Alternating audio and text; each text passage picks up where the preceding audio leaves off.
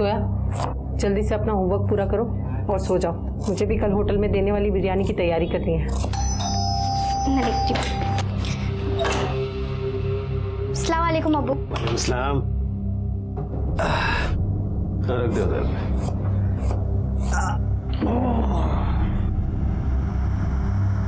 वो मैं सोने जा रहा हूँ, मेरे को नींद आ रही है।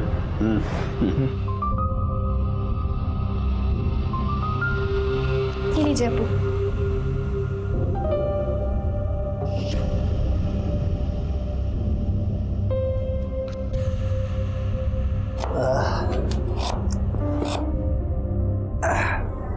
फातिमा, वो हमारे सर है ना महेश जी, कल उनको घर पे दावत में बुलाया है। दावत? कैसी दावत? वसीम, तुम्हें पता है ना हमारा तलाक हो चुका है और अभी तक सुलह नहीं हुई, और अभी से तुमने अपने दोस्तों को यहाँ। नहीं हुई तो हो जाएगी ना। हलाला के सिलसिले में मौलाना से बात हुई है ना। 80 साल के बुजुर्ग हैं, तुम्हें ज्यादा परेशानी नहीं होगी। तो क्या करूं? इसके एवज में तुम्हारे दोस्तों को यहाँ दावत खिलाऊं? उसके लिए नहीं, हमारा बाकला बचा रहा है उसके लिए। तुम महेश जी के लिए मटन बिरयानी बना लो, दारू और चखने के लिए चिकन चिल्ली मैं घर से मंगवा लूंगा। तो दावत भारी क्यों नहीं दे देते?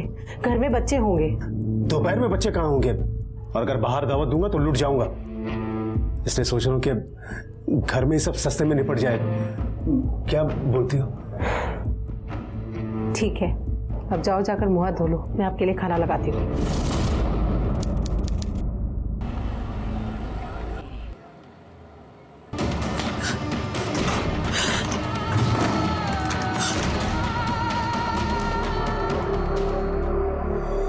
जोया, जोया क्या हुआ बेटा? रो क्यों रही हो? अम्मी पिछले 2-3 घंटे से रोए जा रही है और मैंने पूछा तो कुछ बताती भी नहीं है। फातिमा, फातिमा, क्या हुआ? तुम क्यों रो रहे हो? फातिमा, क्या हुआ? क्या हुआ?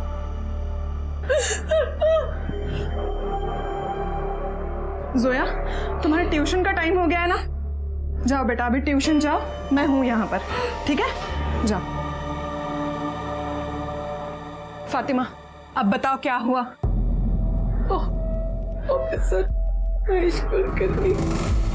वसीम भाई, बाबू जी के पिछले बिरयानी का स्वाद आज भी याद है। वैसी होनी चाहिए बिरयानी आज भी। अरे साहब, फातिमा के हाथ में जादू है, जादू। मैं शर्त लगा सकता हूँ, उससे अच्छी बिरयानी आइटम बनेगी। फातिमा जी। अरे कुछ ले आओ भाई।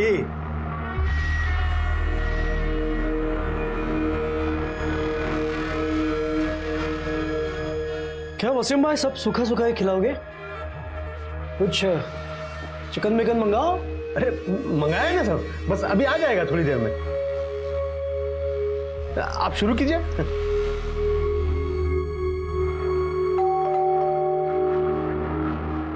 ये लीजिए, चिकन आ गया। अब साथ पार्सल। हाँ ले भाई, ये ले। ओके।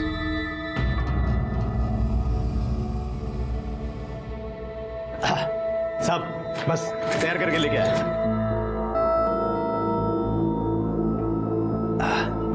अरे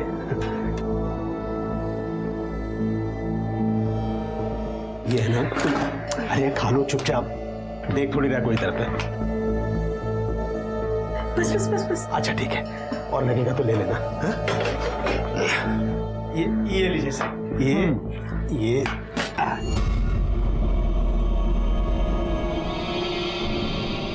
वसीम, वसीम ने बिना हलाला के मेरे साथ ये गंदी हरकत की। वसीम, वसीम, वसीम उठिए। वसीम, हम बात नहीं आएंगे ना अपनी पुरानी हरकतों से? बिना हलाला के आपने मेरे साथ नींद में ये गंदी हरकत। अरे कौन सी हरकत? मैंने क्या किया है? मैं तो ये खाते पीते सो चुका था, अब तुम्हारे जगाने पे तो जागा हूं। तुमने नहीं किया तो फिर किसने मेरे साथ?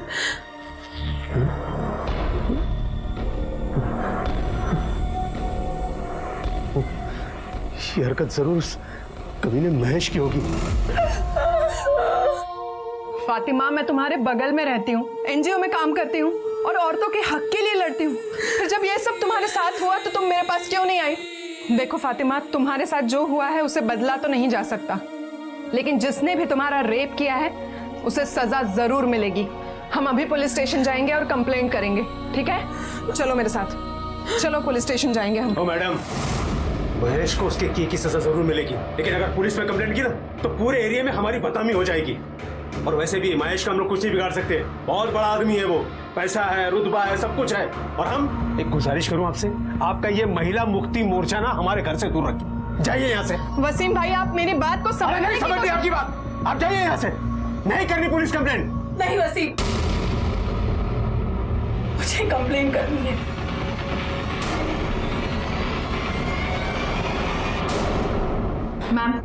मैम, ये फातिमा है, हमारे एरिया में ही रहती है, इसके साथ रेप हुआ है।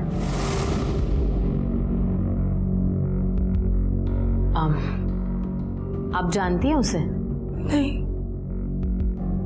मैं नींद में थी, मुझे तो होश भी नहीं था। जब नींद से उठी तो सर भारी भारी लग रहा था।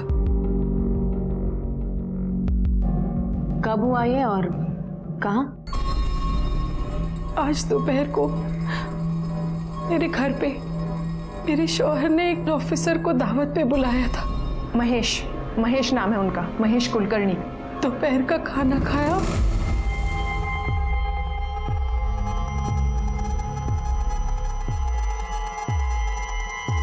तो पता नहीं बेइंतहा नींद आने लगी। मैं जाकर भी अपने आप को जगा नहीं पा रही थी। मुझे बहुत नींद आ रही है, मैं थोड़ी देर सोने जा रही हूँ। बिरयानी रखी है अंदर, ले लीजिएगा। जाकर अपने कमरे में सो गई और जब उठी तो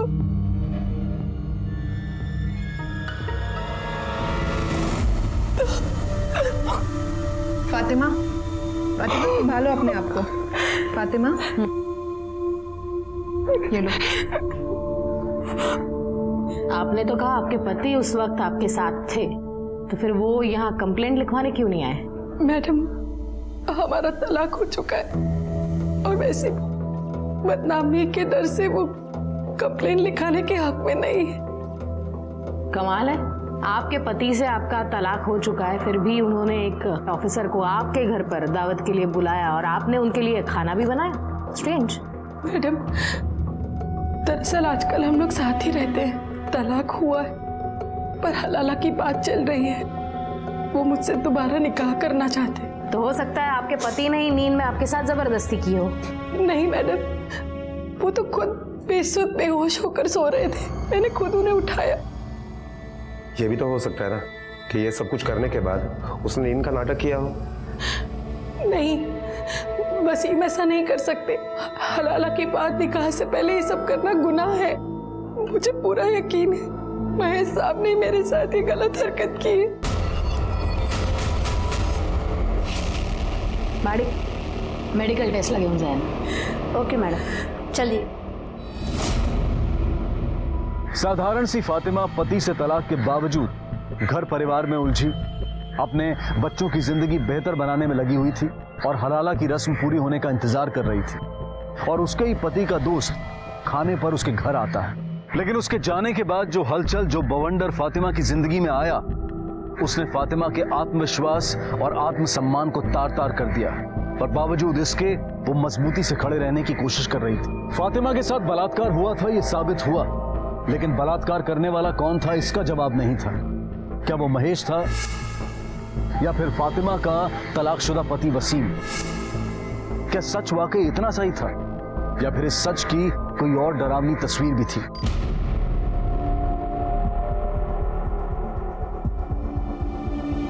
ये फातिमा का ही घर है ना? जी, अम्मी का ही है। बेटा, हम मुआवना करने आए, आप थोड़ा वहां खड़े रहना और किसी भी चीज को हाथ मत लगाना।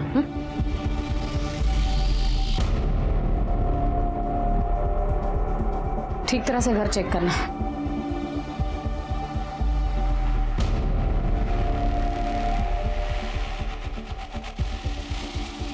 मैडम।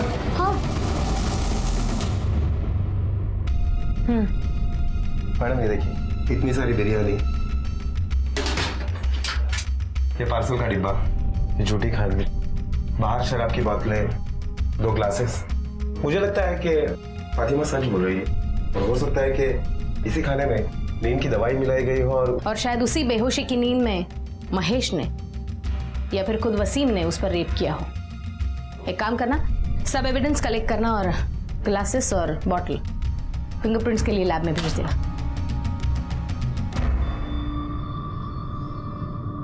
अब्बू नहीं ठीक है, कुछ नहीं। आप फातिमा के पति वसीम हो? हाँ। तो अब तक कहाँ थे? वो अबू को मैं डॉक्टर के यहाँ लेके गया था। इनके पेट में बहुत दर्द हो रहा है और उल्टियाँ बार बार हो रही हैं। डॉक्टर ने बोला है कि फूड पॉइजनिंग हुआ है। अच्छा, बताइए आपके साथ और कौन कौन था यहाँ जिसने ये खाना खाया और शराब पी? वो ऑफिसर है ना महेश, वो थे। दरअसल हमारे पापा जी का ठेला लगता है हमारा, वहाँ हफ्ता वसूली करता है वो। अब ठेला बचाने के लिए ऐसे ही छोटी मोटी दावतें करनी पड़ती हैं उनके लिए, और होटल में ले जाके नहीं खिला सकते, बहुत पैसा लगेगा, इसलिए एक घर में ही कम में कर लेते हैं। अगर मुझे पहले पता होता कि वो फातिमा के साथ ऐसा कुछ करेगा ना। आपको कैसे पता उसने ऐसा किया? आप भी तो हो सकते हैं। देखिए, मानता हूँ कि फातिमा के साथ मेरा तलाक हो गया है, लेकिन वो मेरी बीवी है, और अगर मैंने किया होता तो मेरे खिलाफ कंप्लेन करती ना। पता चलेगा किसने क्या किया और क्या नहीं। पाटिल, इनका मेडिकल टेस्ट कराओ। साहब, वो महेश साहब का क्या है ना, वो सबको ही दुखी करते हैं, सबसे हफ्ता लेते साहब। पर साहब वसीम भाई भी इतने शाने हैं ना, महेश साहब को 1 रुपया नहीं देते थे, पूरा पैसा दारू में उड़ाते थे। पर महेश भी कम चिंती नहीं था साहब, वो बराबर वसीम के पीछे लगा हुआ था। वसीम को स्टॉल बेचना नहीं था साहब, और वो महेश को पैसा भी नहीं दे पा रहा था। पता नहीं वसीम क्या सोच के बैठा था। मैडम, फातिमा और वसीम इन दोनों की मेडिकल रिपोर्ट आ गई है, और इस रिपोर्ट के मुताबिक फातिमा के बॉडी में जो सीमेन पाए गए हैं वो वसीम के सीमेन से मैच नहीं हो रहे। मतलब वसीम और फातिमा के शारीरिक संबंध नहीं हुए? हाँ मैडम, और स्टार्टर में जो इन दोनों ने चिकन चिली खाई थी उसमें नींद की दवाई मिलाई गई थी। दोनों की ब्लड रिपोर्ट में उसके ट्रेसेस पाए गए हैं। जादव, वसीम को पैसों की जरूरत थी, कहीं ऐसा तो नहीं कि पैसों के लिए या फिर महेश का हिसाब चुकता करने के लिए वसीम ने ही अपनी बीवी फातिमा का सौदा किया हो, या फिर महेश की नीयत बिगड़ गई।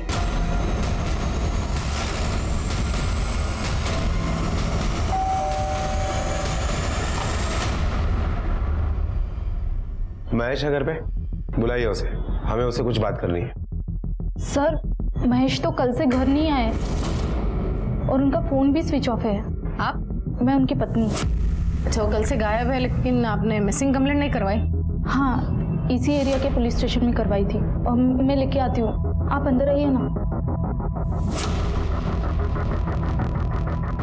ये मिसिंग कंप्लेंट की कॉपी।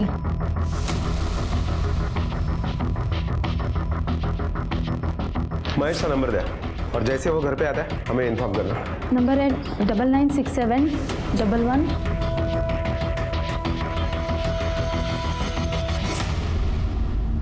महेश का नंबर ट्रेस करो और चेक करो उसकी लास्ट लोकेशन क्या थी।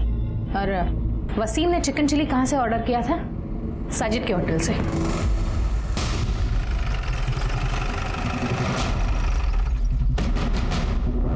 यहाँ साजिद कौन है? मैं हूँ मैडम। आपके यहाँ से फातिमा और वसीम के घर पे 18 तारीख को चिकन चिली गई थी। हाँ, गया था मैडम। आप जानते हैं फातिमा और वसीम को? जानता हूँ। कितनी अच्छी तरह से जानते हो? अब अच्छी तरह से जानता हूँ। फातिमा हर रोज हमारे यहाँ 25 किलो बिरयानी बेचती थी, तो काम का वास्ता हुआ ना मैडम। तो आपको ये पता होगा कि उसके साथ रेप हुआ है? नहीं। और आपके यहाँ से जो चिकन चिली गया है उसमें नींद की दवाई मिलाई हुई थी। देखिए मैडम, ये सब के बारे में मुझे कुछ भी नहीं मालूम है। कहीं ऐसा तो नहीं आप ही ने मिलाई और बाद में जाके फातिमा के साथ ये हरकत की हो? देखिए मैडम, मैं सच कह रहा हूँ, मैंने कुछ भी नहीं किया है। पाटिल, यहाँ ना मेडिकल टेस्ट सर्टिफिकेट जा। Okay madam. देखिए मैडम, मैं कुछ नहीं किया। मेरी बात जो बोला है उतना ही कर, चल। देखिए सर, मैं कह रहा हूँ मैंने कुछ नहीं किया। फातिमा, कैसी है तू? सुना तेरे बारे में, सुन के बहुत बुरा लगा।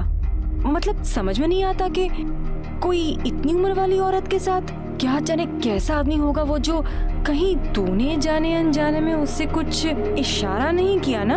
आप यहाँ अम्मी को हमदर्दी देने आई है या उनकी जले पे नमक छिड़क रही है? आपकी झूठी हमदर्दी ना अपने पास रखिए, जाइए अपना काम करिए, जाइए। फातिमा, अंदर आओ।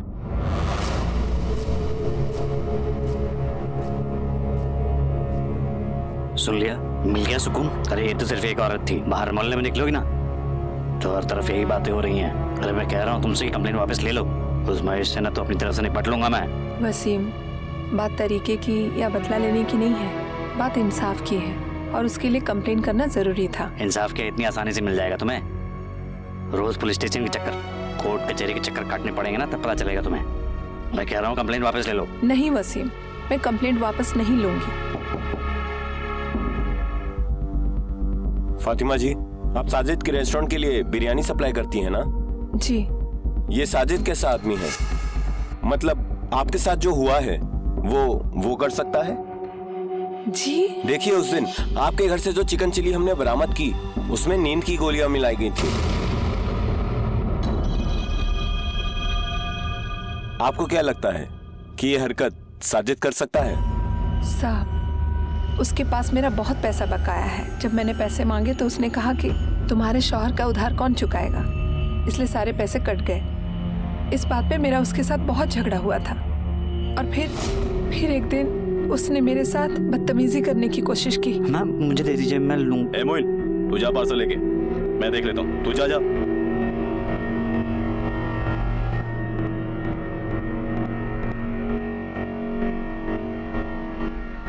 दाद देता हूँ आपकी हिम्मत का। कैसे कर लेते हैं ये सब आप अकेले? अरे वसीम जैसे शौहर पे तो लानत है, सारा बोझ आपके कंधे पे डाल दिया उसने। देखिए, मुझे आपसे बहुत हमदर्दी है।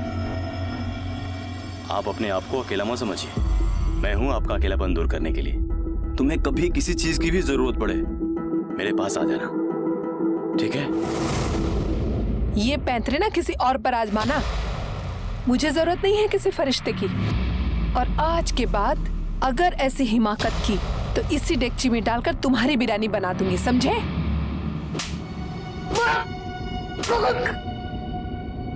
अरे वसीम ने तुझसे पैसे उधार लिए थे और वो तुझे वो रिटर्न नहीं कर पा रहा था, तो वो पैसे वसूलने के लिए तूने उसकी बीवी फातिमा के साथ गलत हरकत करनी चाहिए। लेकिन जब उसने इनकार किया तो जबरदस्ती तूने उसके ऊपर अपनी मर्दानगी साबित की, है ना? खुदा कसम साहब, कोई माजरा नहीं था। फातिमा को गलतफहमी हो गई थी, मेरी हमदर्दी को वो गलत समझ बैठी। उसने इतराज किया ना, उसके बाद से तो मैंने उसकी मदद करनी ही छोड़ दी। मैं सच कह रहा हूँ। तेरी हमदर्दी का लेवल तो हम लोग बाद में पता कर लेंगे, पहले बता महेश के साथ तेरा क्या वास्ता था? महेश भाई से मेरा कोई वास्ता नहीं है। अच्छा ठीक है, बता फातिमा के घर उस दिन चिकन चिली का पार्सल लेकर कौन गया था? पार्सल? हाँ, वो मेरा डिलीवरी बॉय है ना, मोइन। मैं पार्सल लेके गया था मैम, पर मैंने कुछ नहीं किया। पार्सल में नींद की दवाई तूने अपनी मर्जी से मिलाई थी या फिर वसीम, साजिद या महेश के कहने पर? मैंने कुछ नहीं, मैंने कोई दवाई नहीं मिलाई साहब। पाटिल, मेडिकल टेस्टसाठी घेऊन जायला। मर्जी से मिलाई थी या फिर वसीम, साजिद या महेश के कहने पर? मैंने कुछ नहीं, मैंने कोई दवाई नहीं मिलाई साहब। पाटिल, मेडिकल टेस्टसाठी घेऊन जायला। हो मैडम। जादव, महेश का हाथ लगना बहुत जरूरी है। शायद वही बता सकता है कि खाने में नींद की दवाई किसने मिलाई।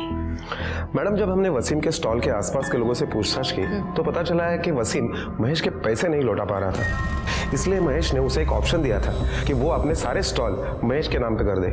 हो सकता है कि इस सिचुएशन में महेश और वसीम इन दोनों ने ही मिलकर ये प्लानिंग की हो सकता है शायद महेश और वसीम में से किसी एक ने नींद की दवाई खरीदी हो।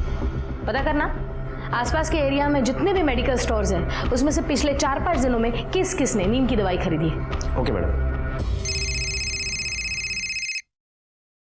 हाँ बोल। ओके मैडम, महेश का मोबाइल का लोकेशन डोंगरी चाल के आसपास एक्टिवेट हुआ है, तो उठा लो उसे।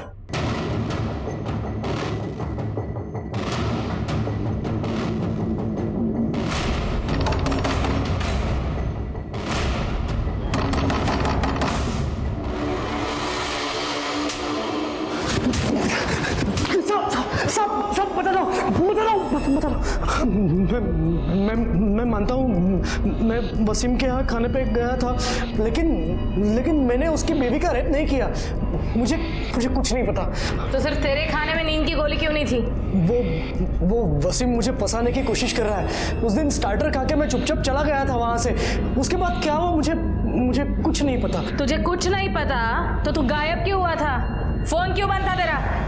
वो उस दिन में ही वसीम ने मुझे शराब पिलाई थी।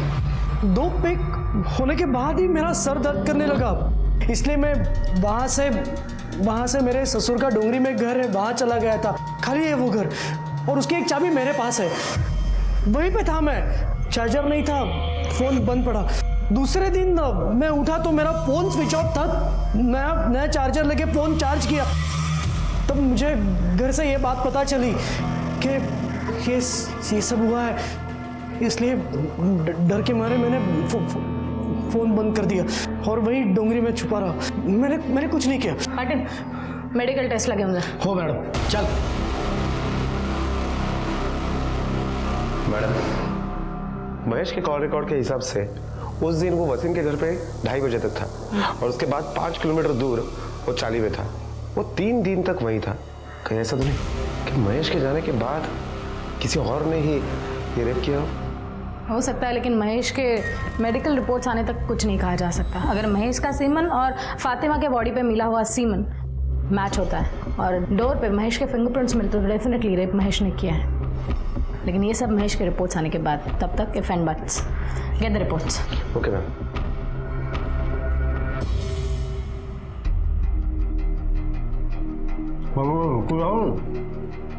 नहीं ठीक भाभी, मैं अंदाजा लगा सकता हूँ कि आपकी क्या हालत है, पर वही तो हमेशा मुंह लटका के बैठे रहती। इसकी वजह आप हैं भाईजान। ना तो आप महेश को घर पे बुलाते, ना ये हादसा होता।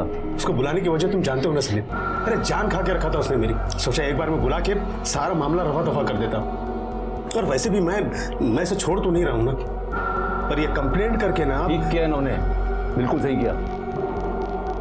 तो भाभी आपको घबराने की कोई जरूरत नहीं है। हम महेश को सजा दिलवा के रहेंगे। उससे क्या होगा? इसकी इज्जत वापस आ जाएगी। भाईजान, आप जरा सोच समझ के बोला कीजिए। आपको भाभी का सहारा बनना चाहिए और आप उल्टा उन्हीं के खिलाफ हैं। भाभी, हम ही केस ऊपर तक लड़ेंगे। महेश होगा बड़ा आदमी, पर ये आपका हक है, आपको इंसाफ मिलेगा। ठीक है, तुम लोगों को जो करने का ना वो करो, लेकिन ये महेश मेरे को नजर आ गया ना, वहीं के वहीं मार डालूंगा, उसके जान ले लूंगा उसके। भाईजान, हमें लड़ाई कानूनी तरीके से लड़नी चाहिए, आपकी तरह नहीं।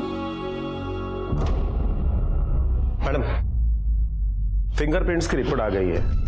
रिपोर्ट के मुताबिक वसीम के घर पे शराब के जो ग्लासेस पाए गए हैं उसके ऊपर के फिंगरप्रिंट्स, बेडरूम के दरवाजे के ऊपर के फिंगरप्रिंट्स महेश के फिंगरप्रिंट से मैच हो रहे हैं। लेकिन ताज्जुब की बात तो यह है कि फातिमा के बॉडी में जो सीमन पाया गया है उससे महेश का सीमन मैच नहीं होता है। मतलब महेश बेडरूम तक तो गया था, लेकिन उसने फातिमा का रेप नहीं किया। साजिद और मोइन के मेडिकल रिपोर्ट्स आए? हाँ मैडम, इन दोनों के भी सीमन फातिमा के बॉडी में जो सीमन पाया गया उससे मैच नहीं हो रहा है। साजिद नहीं, मोइन नहीं, महेश नहीं, तो फिर और कौन? मला वाटतं आपण काहीतरी मिस करतोय। फातिमा और वसीम की बैकग्राउंड फिर से चेक करना, छोटी से छोटी डिटेल निकालना, क्विक। 18 तारीख की दोपहर को वसीम के घर पे किसी को आते जाते देखा है? नहीं साहब। ये वसीम आदमी कैसा है? आदमी क्या साहब, बवाल है बवाल। 1 नंबर का दारूबाज और जुआर आदमी है साहब। पता नहीं कितने लोगों का कर्जा सर पे लेके घूमता है। मुझे तो लगता है साहब कि उसने खुद ही अपनी बीबी का सौदा किसी के साथ किया हो। वसीम ऐसे कर सकता है? साहब, जुए की लत आदमी से कुछ भी करवा सकती है। कल मैं 1 मिनट के लिए बाहर आई थी, तब मैंने देखा था खाने का पार्सल लेके एक आदमी दरवाजे पे खड़ा था। वसीम के पास पैसे तो नहीं होते थे, फिर वो जुआ कैसे खेलता था? साहब, उसका भाई सलीम है ना, वो उसे पैसे देता है। वसीम जितना नालायक है ना, उतना उसका भाई सलीम सलीकेदार है। वो सलीम ही है, वरना वसीम अपना स्टॉल कब का बेच चुका होता। तुम्हें क्या लगता है कि जुए की लत के लिए वसीम अपनी बीवी का सौदा कर सकता है? नहीं साहब, मेरा भाई दारूबाज हो, जुआरी हो, जो भी हो, लेकिन वैसी गिरी हुई हरकत कभी नहीं कर सकता। इतने दिन हो गए, लेकिन पुलिस मुजरिम को नहीं पकड़ पाए।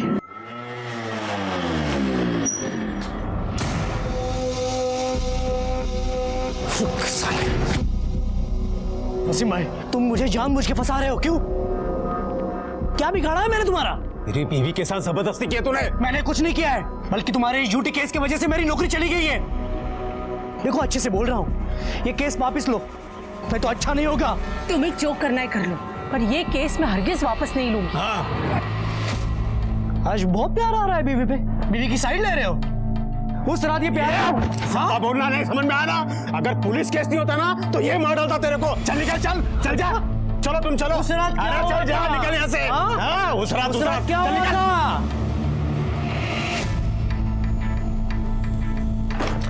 वसीम, वो किस रात के बारे में बात कर रहा था? क्या बात कर रहा था वो?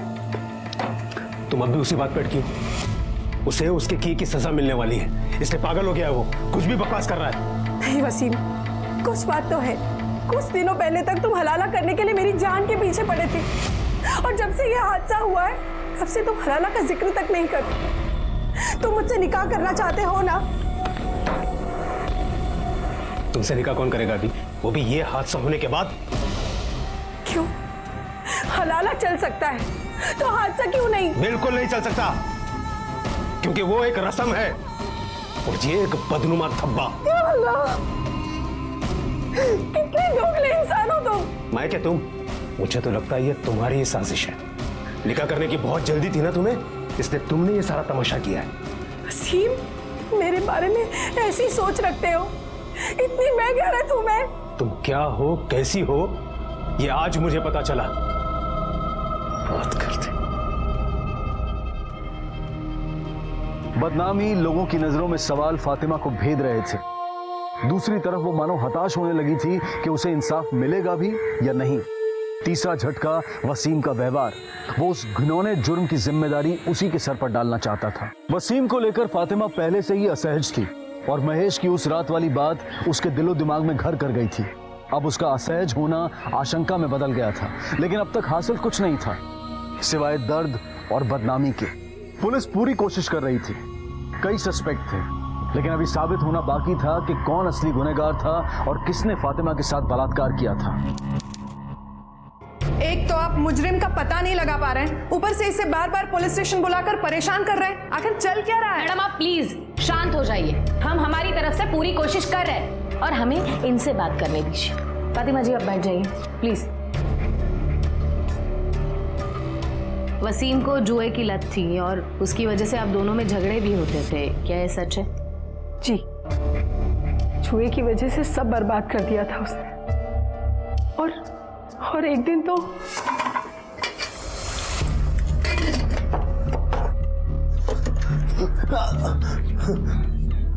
ये क्या कर रहे हैं आप? ये पैसे मैंने जोया और इमरान की पढ़ाई के लिए जमा किए, ना कि आपका जुआ खेलने के लिए। दीजिए मुझे, दीजिए, हट दीजिए मुझे पैसे, दीजिए। अरे हट, अरे हट, रुकिए, पैसे दीजिए मुझे। छोड़ बोला ना, दीजिए, पैसे दीजिए। मैं मर मर के पैसे जमा कर रही हूँ और आप निकलिए मेरे घर से, निकलिए। ये तहजीब सलीका सब भूल गई है क्या? नहीं जाऊंगा इधर से। ज्यादा बकवास की ना तो उठा के। भाईजान क्या कर रहे हैं आप? आप चलिए यहाँ से। अरे आप आइए मेरे साथ, छोड़िए, चलिए। इमरान तू उनके साथ मत जा, वो तेरी जिंदगी भी अपनी तरह बर्बाद कर देंगे। इमरान मेरी बात सुन इमरान। और उसके बाद वसीम ने मुझे तलाक दे दिया। तो वो घर वापस कैसे आया? वो फौरन वापस नहीं आया था। जब उसे पैसे की किल्लत होने लगी तब उसे मेरी याद आई। औलाद का वास्ता देकर मजबूर किया, मिन्नती की, माफी मांगी, साथ रहने की जिद करने लगा, पर मैं उस पर भी राजी नहीं हुई। और एक दिन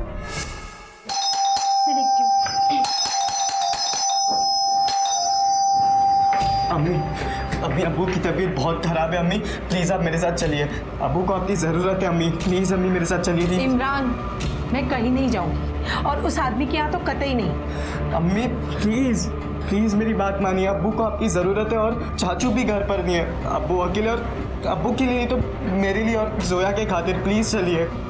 हाँ अम्मी चलते हैं ना, मुझे भी अब्बू की बहुत फिक्र हो रही है, क्या मालूम किस हालत में होंगे। चलिए ना अम्मी। अम्मी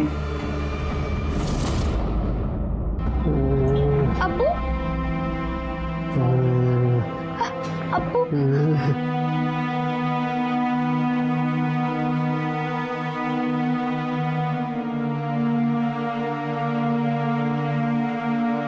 इमरान, ठंडा पानी और कपड़ा लेकर आ।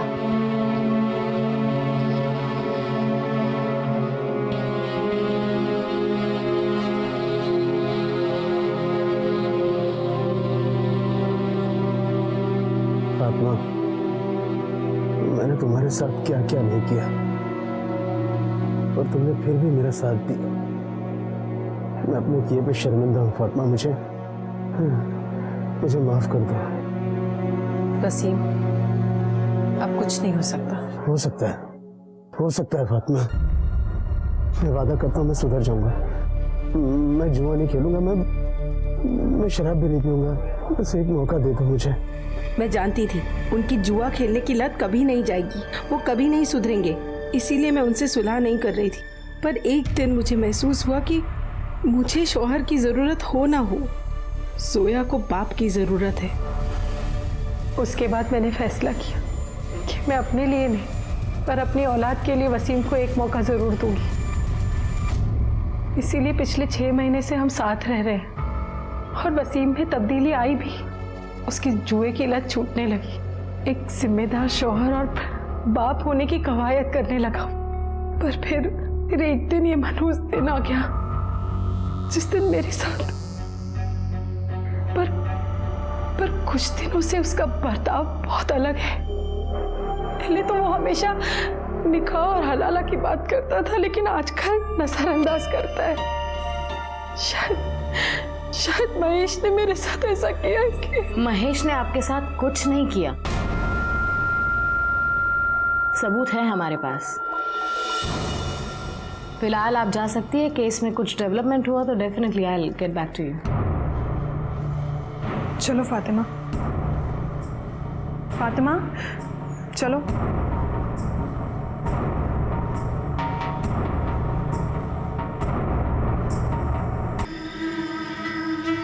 इमरान, तुम्हारे अब्बू कहाँ हैं? इमरान, मैं तुमसे कुछ। इमरान, 2 पाव देना।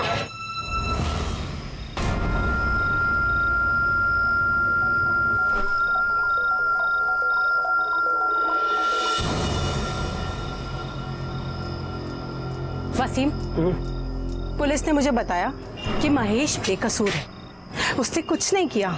असली मुजरिम कोई और है। महेश ने? ये तो फिर दूसरा कौन हो सकता है? ये तो तुम ज्यादा अच्छे से जानते होंगे ना, क्योंकि चिकन चिली तुमने मंगवाया था और उसमें नींद की दवाई थी। तुम कहना क्या चाहती हो? यही कि कहीं ये सब तुम्हारे इशारे पर तो नहीं हुआ। क्या पक रही हो तुम? वक्त नहीं रही हो वसीम, तलाक के बाद भी तुमने 2 बार मेरे साथ जबरदस्ती की, तब मैं कुछ नहीं बोली, लेकिन अब बर्दाश्त नहीं करूंगी। अगर इस सब में तुम्हारा हाथ हुआ ना तो मैं तुम्हें छोड़ूंगी नहीं। मैडम, पता चला है कि वसीम जिन लोगों के साथ जुआ खेलता था उनके नाम है महेश, साजिद और चाल का मालक संपतराम। मैडम, और एक बात पता चली है, ये वसीम जिस एरिया में रहता है उसी एरिया में एक जावेद नाम का चरसी आदमी रहता है। ये सब लोग मिलकर उसके घर पर ही जुआ खेलते हैं। मैडम, मोहिना और साजिद के मोबाइल लोकेशन आ गए। उसके मुताबिक मोहिन का मोबाइल लोकेशन 4 मिनट के लिए वसीम के घर पे एक्टिवेट था। उसके बाद पूरा दिन होटल में था। अच्छा, मतलब वो वहाँ पर रुका नहीं?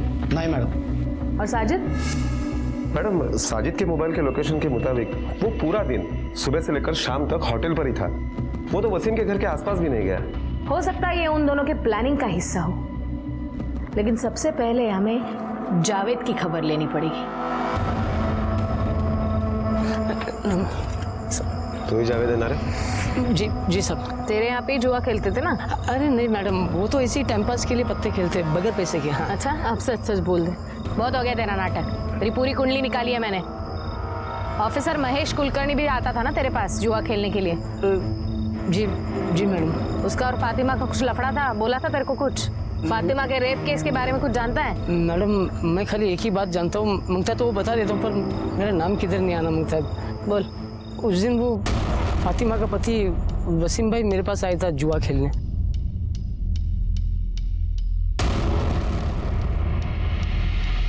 सलीम? सलीम भी जुआ खेलता है? जी जी।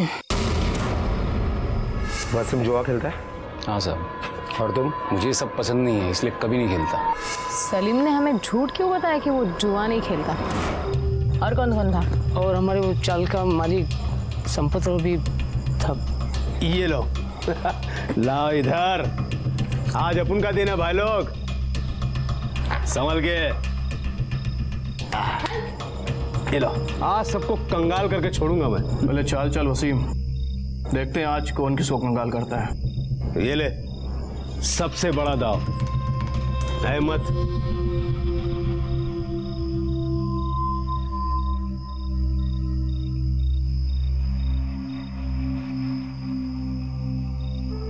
ये मेरा।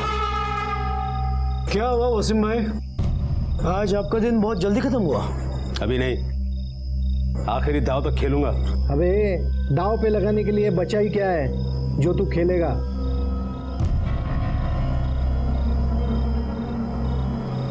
अरे निकलेगा भी, देख कैसे।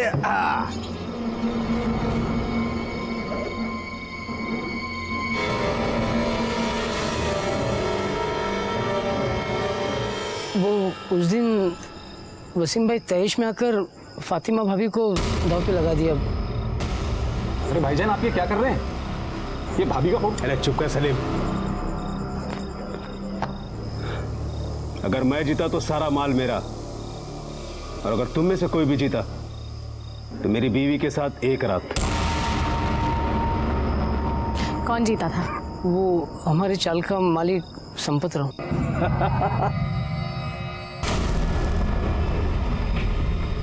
तीन बेगम।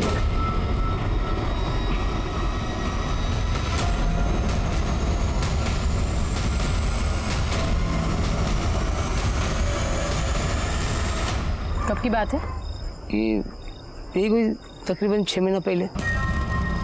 ठीक है, तू जा, कुछ लगा तो वापस बुला लेंगे। जी जी। मैडम 6 महीने पहले तो ये वसीम और फातिमा साथ में भी नहीं रहते थे, और उसके बावजूद भी वसीम ने फातिमा को दाव पे लगा दिया। एक काम करो, संपत राव को बुला लो। वसीम ने जुए में फातिमा को दाव पर लगाया था और वो बाजी तू जीता था। बोल इसके बाद क्या हुआ? बक। मैंने और वसीम ने एक प्लान बनाया था। बोल, कब आऊं फातिमा के साथ रात गुजारने? संपत भाव, थोड़ा टाइम लगेगा। तो क्या है ना, पहले फातिमा का भरोसा जीतना पड़ेगा मुझे, वरना तुम्हें तो क्या मुझे भी घुसने नहीं देगी वो। औरत को मजाक समझ कर रखा है? हाँ, मजाक समझ कर रखा है औरत को? नहीं मैडम, मतलब हमने दारू पी और दारू पी के ये सब किया। ये बलात्कार का प्लान बनाया? बलात्कार का कब बनाया? कैसे बनाया? और कितना बेवकूफ बनाएगा तू? 6 महीने हो गए जुए में जीते, घर कब बुलाएगा? एक काम कर, कल दोपहर को आ जा। पक्का? फातिमा कोई नाटक तो नहीं करेगी ना? तो मेडिकल वाला वो मेरा दोस्त है, उससे दवा लेके साजिद की दुकान पे भेज दूंगा। वो चिकन चिल्ली में मिला के घर भेज देगा, मैं उसको खिला। उसके बाद अगले दिन मैं वसीम के उधर गया था, लेकिन घर के अंदर नहीं गया। क्यों नहीं गया? क्योंकि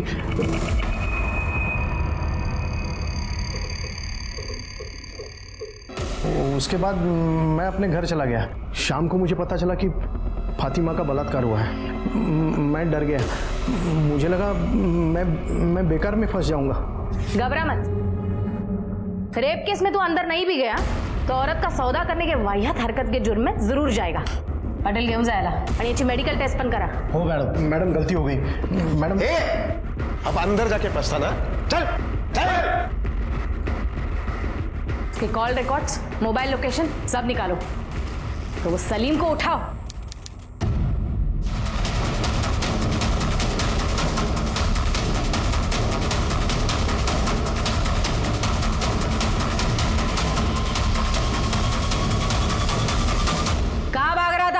मैं भाग नहीं रहा था मैडम, मैं तो कुछ जरूरी काम से जा रहा था। अच्छा, अब कहीं जाने की जरूरत नहीं है तुझे। तेरे खिलाफ सबूत है हमारे पास, संपत राव ने सब बता दिया है। उस दिन दोपहर को तू फातिमा के घर पर गया था और 5 मिनट से ज्यादा टाइम रुका था। एक बार तेरे रिपोर्ट सारे दे, फिर दूध का दूध पानी का पानी हो जाएगा। कहीं जाने की जरूरत नहीं पड़ेगी, सीधा अंदर बोल। सीधे से बताएगा कि फटके दो। नहीं बता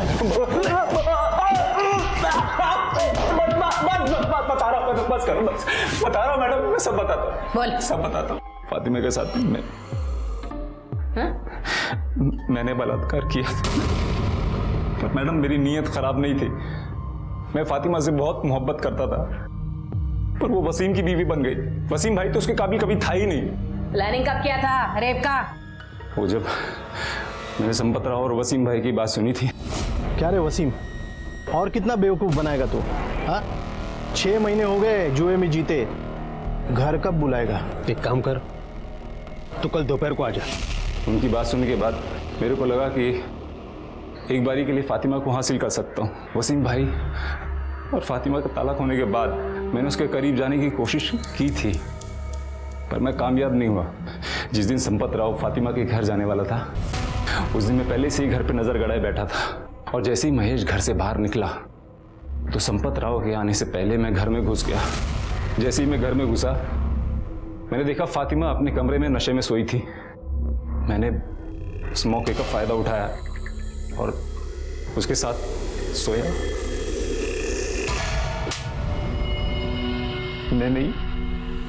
मैंने वसीम भाई को जुआरी बनाया। उसको जुआ खेलने के लिए पैसा देता था, ताकि वो शराब और जुए की लत में हमेशा उलझा रहे और उसका स्टॉल और फातिमा को मैं हासिल कर लूं।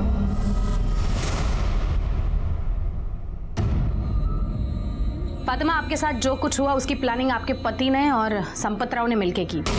आपके पति जुए में संपत राव से आपको एक रात के लिए हारे थे।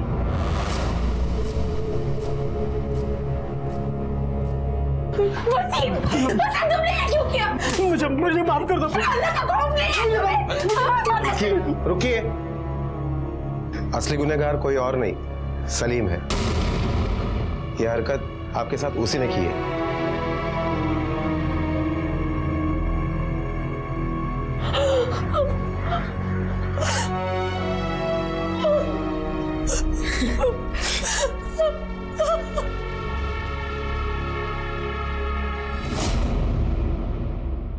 सलीम ने अपनी बुरी मंशा को मोहब्बत का नाम दिया। वो मोहब्बत जो सिर्फ शारीरिक संबंध बनाने के ख्वाब सजाती थी। उसने फातिमा को इंसान नहीं समझा, बल्कि सिर्फ दिल खुश करने और अपनी नीच ख्वाहिश को पूरा करने की एक वस्तु मान लिया था। वसीम इससे भी कई दर्जे नीचे था, जिसके लिए फातिमा सिर्फ एक मुनाफे की चीज थी। इनके अलावा संपत राव, साजिद, महेश, ये सब समाज के वही किरदार हैं जिन्हें औरत सिर्फ शरीर का सुख भोगने की एक चीज लगती है। फातिमा इनसे लड़ी, लोगों के तानों के बावजूद डट कर खड़ी रही और इंसाफ का अपना हक लेकर रही। बेशक कड़े कानूनों की जरूरत है, लेकिन उसके साथ साथ समाज में औरत के प्रति पुरुष की मानसिकता बदलने की भी उतनी ही जरूरत है। इसी विचार के साथ अब मैं अनूप सोनी आपसे विदा लेता हूं। फिर मुलाकात होगी अगले एपिसोड में एक और चौंका देने वाले केस के साथ। तब तक अपना और अपने परिवार का ख्याल रखें और देखते रहें क्राइम पेट्रोल सिटी क्राइम्स। सबक एक को, सीख हम सबको। जय हिंद।